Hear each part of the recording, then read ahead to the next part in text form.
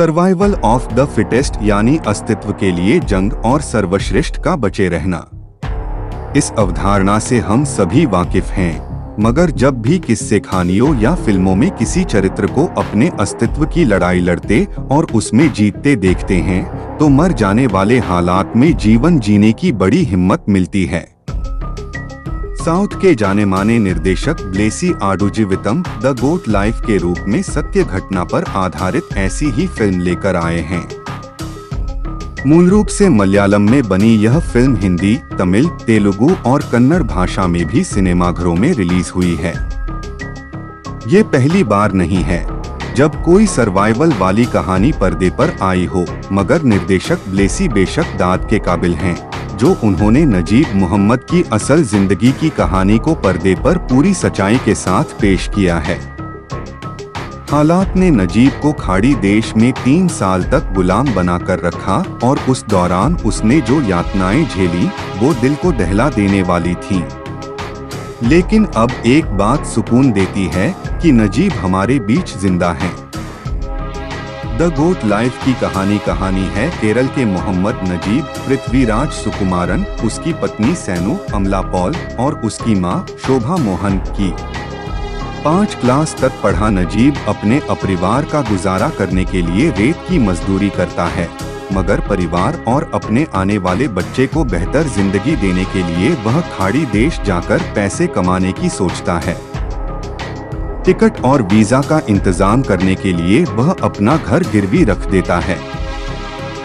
वह सऊदी अरब पहुंच तो जाता है, मगर खुद को रेगिस्तान के बीच भेड़ और ऊंटों की देखभाल करने वाले एक गुलाम के रूप में पाता है।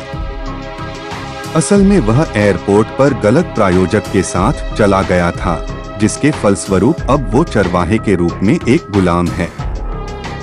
नजीब के साथ उसका दोस्त हाकिम केआर गोकुल भी है। बस वहीं से उसके जीवन की भयानक दास्तान की शुरू होती है। नजीब के दोस्त हाकिम को किसी और शिविर में ले जाया जाता है, जबकि उसे खाने के लिए एक रोटी और पीने के लिए भरपूर पानी तक नहीं मिलता। वहां से बच निकलने की कोशिश करने पर उसे डराने के लिए गोलियां बरसाई जाती हैं, मारा पीटा जाता है, उसका एक पैर टूट जाता है। उनकी भाषा न आने के कारण वो अपनी बात उन्हें समझा नहीं पाता। रेगिस्तान में उसका जीवन जानवरों से भी बदतर हो जाता है, मगर 3 साल उस यातनामय जीवन के बाद जब वो तकरीबन अपने परिवार के साथ साथ खुद को भी खो चुका है, तब अल्लाह के फरिश्ते की तरह अफ्रीकी गुलाम Ibrahim Kadri, Jimmy Jean Louis और हाकिम उसे मिलते हैं। उसके बाद कैसे इब्राहिम की मदद से वो उस रेगिस्तान के अत्याचारी जीवन से निकल पाता है, यह जानने के लिए आपको फिल्म देखनी होगी। निसंदेह ब्लेसी निर्देशक के रूप में एक बेहद चुनौतीपूर्ण कहानी का चुनाव करते हैं, जिसे उन्हें मानवीय यातना और करुणा के साथ साथ रेगिस्तान में फिल्माना था, मगर मानना पड़ेगा कि वे इस सच्ची कहानी को अपने विशिष्ट ट्रीटमेंट से पर्दे पर जीवंत कर देते हैं। एक खुशमिजाज और प्यार में डूबे युवा नजीब से लेकर नरकंकाल बन चुके दयनीय नजीब तक के ट्रांसफॉर्मेशन में उन्होंने कोई जल्दबाजी नहीं की है। कई दृश्यों में ब्लेसी दर्शकों के अंतर्मन तक उतर जाते हैं। केरल के निश्चल पानी में पत्नी के साथ प्यार की पींगे बढ़ाते नजीब का आक्रांत कर देने वाले रेगिस्तान में होना, भेड़ूंटों के साथ नजीब का रिश्ता, सालों बाद नजीब को नहाने का मौका मिलने पर उसक नग्न होकर जाना, पत्नी के बनाए अचार को 3 साल तक चलाना, भागने की कोशिश में नजीब, हाकिम और इब्राहिम की जद्दोजहद जैसे कई दृश्य बेहद मार्मिक बन पड़े हैं।